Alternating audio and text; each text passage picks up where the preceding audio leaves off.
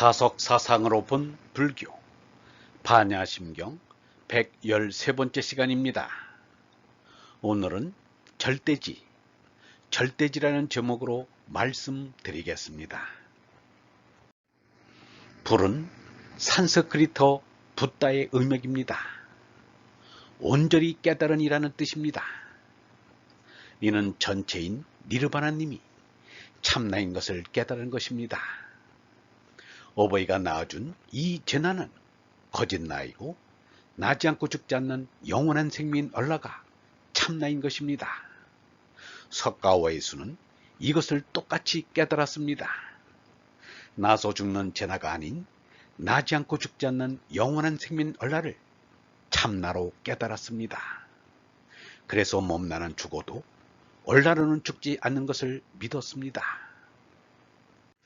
유영문은 말하기를 우리의 마음은 항상 하느님과 교통하려는 궁신하는 자리에 있어야 한다.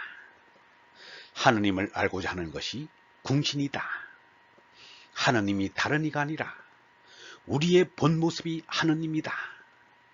지금은 하느님의 능력을 나타내지 못하지만 이 다음에 다시 하느님께로 돌아가는 것만은 사실이다. 궁극에는 하느님과 하나 되겠다는 것이 아닌가. 하느님의 자리에 간다는 말이다. 거짓나인 죄나로는 죽고 참나인 얼라로 손나자는 것이다 라고 했습니다. 참나인 니르바나님이 거짓나인 죄나가 되었는데 죄나가 거짓나인 줄을 깨닫고 참나인 얼라로 돌아갑니다. 이것을 깨달음이라고 합니다. 단순히 아는 것이 아닙니다. 주체인 나의 혁명이 일어납니다. 멸망의 죄나에서 영생의 얼라로 손나는 것입니다. 이것은 아는 것이 아니라 깨달음입니다. 이것은 미꾸라지가 용이 되듯이 짐승이 하느님의 아들인 붓다가 되는 것입니다. 예수의 몸나는 요셉의 아들이지만 깨달은 얼라로는 하느님의 아들이 된 것입니다. 석가의 몸나는 슈토다나의 아들이지만 깨달은 얼라로는 니르바나님의 아들인 것입니다. 깨달은 얼라는 짐승인 제나를 다스립니다. 나서 죽는 멸망의 생명에서 나지 않고 죽지 않는 영원한 생명으로 중심이 옮겨졌습니다. 그리하여 탐진치의 수성이 꺾이고 진선미의 영성이 드러납니다. 이런 얼라의 사람이 붓다요 그리스도인 성자인 것입니다. 유영문은 이렇게 말했습니다. 아는 것과 깨달은 것은 다르다. 아는 것은 과학의 세계요 깨닫는 것은 철학의 세계이다. 진리는 아는 것이 아니다. 꿰뚫어 보아야 한다.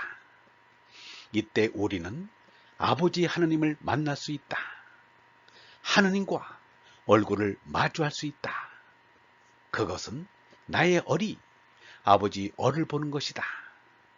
우리는 이것을 깨달음이라고 한다. 깨달음은 가장 순수한 맨 처음으로 돌아가는 것이다.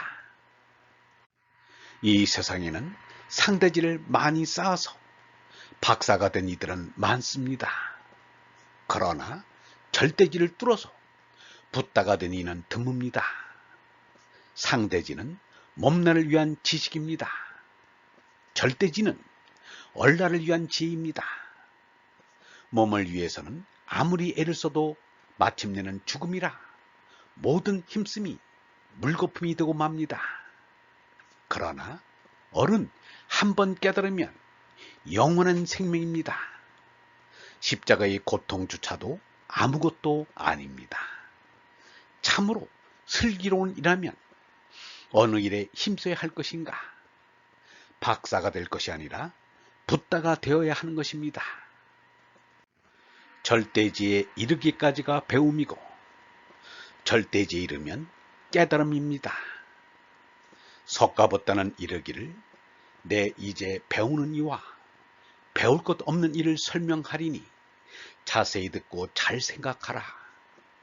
어떤 이가 배우는 이인가? 바른 소견, 바른 뜻, 바른 말, 바른 행위, 바른 생활, 바른 방편, 바른 생각, 바른 선정을 공부하고 있는 사람이니 이것을 배우는 일을 한다. 어떤 이가 배울 것이 없는 이인가? 바른 소견, 바른 뜻, 바른 말, 바른 행위, 바른 생활, 바른 방편, 바른 생각, 바른 선정을 성취한 사람이니 이것을 배울 것 없는 이라 하느니라 라고 했습니다. 노자는 아는 학과, 깨닫는 도에 대하여 말하기를 배우기를 하면 날로 아는 게 더해지지만 참을 찾으면 날로 아는 게 덜어진다고 했습니다. 배우면 날로 아는 것이 많아져 제나가 능력을 얻었다 하여 의스되게 됩니다. 이른바 이름난 대학에서 박사학위를 받게 되면 세상에서 자기보다 더 아는 사람이 없는 듯이 안하무인이 됩니다.